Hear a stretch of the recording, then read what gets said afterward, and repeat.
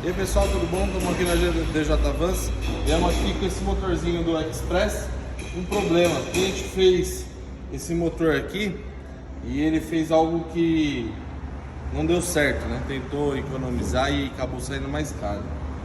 Esse carro tem um problema crônico na bomba de óleo. A bomba de óleo, ela pega nessa chaveta aqui, ó. Então ela pega um sim, um não, e ela acaba comendo o alojamento da chaveta. Como comeu a ponta do vira, ele tentou encher a ponta do vira. E aí encheu a ponta do vira, deu muita temperatura e rodou o caminhão, aconteceu, quebrou a ponta do vira pela temperatura que deu.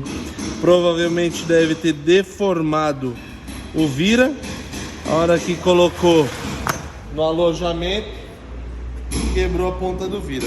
A gente está colocando um vira novo standard, original, junto com as bielas, bronzina de biela e mancal também standard.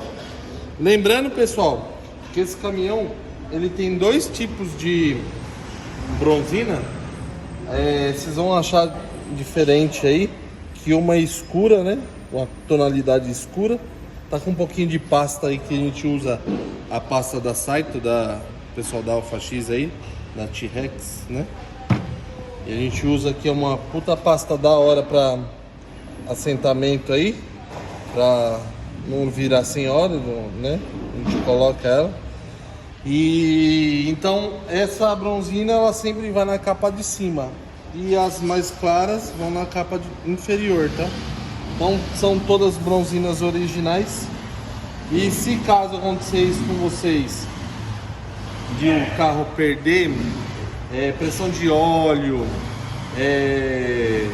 ruído, ver que o pedal tá vibrando, não tenta fazer esse tipo de serviço, é gastar dinheiro duas vezes. Compra um vira novo, compra bronzininha nova, compra bomba de óleo nova e coloca. Esse caso aqui não perdeu a parte de cima, os pistões aqui estão novinhos, o carro tem 30 mil quilômetros rodado. Infelizmente ele perdeu a turbina e perdeu o vira, né? Se tivesse feito da primeira vez, trocado a bomba de óleo, trocado o vira e as bronzinas, tava com o motor aí para rodar mais uns 500 mil. Mas tentou fazer de forma quase que perdeu tudo. Que a gente está fazendo porque é um parceiro nosso, tá? Mas é um servicinho aí que ele vai gastar um dinheirinho bom aí, no mínimo uns 20 pau para fazer só essa parte de baixo. Então, gente, vamos se atentar aí nesse motor, que esse motor tem esse probleminha crônico nessa parte de bomba de óleo, beleza? Valeu!